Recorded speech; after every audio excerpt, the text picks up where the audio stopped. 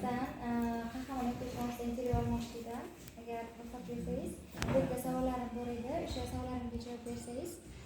Birinchi savolim, bu o'zingizni tanishtirib o'tsangiz, qaysi fan o'qituvchisiz va necha yildan beri ishlaysiz maktabda?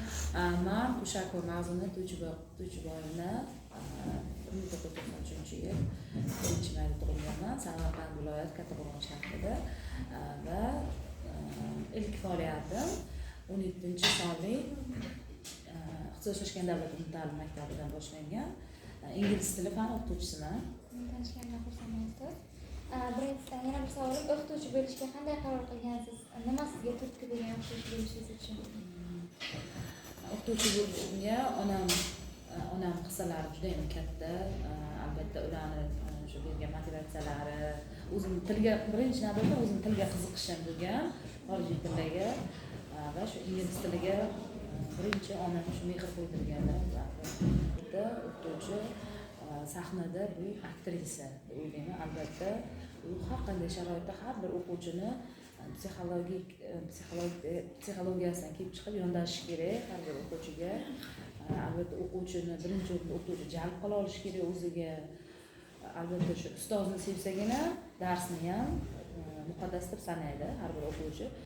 Siz shu o'qituvchi yo'lidan bormoqchi bo'lgan kishilarga nima maslahat berasiz?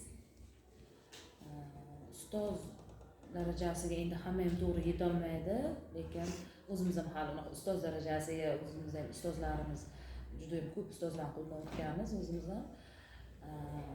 Albatta o'zi faqatgina shu practice deymiz ingliz tilida, o'zini ustida ishlash birinchi o'rinda, o'zini ustida ishlash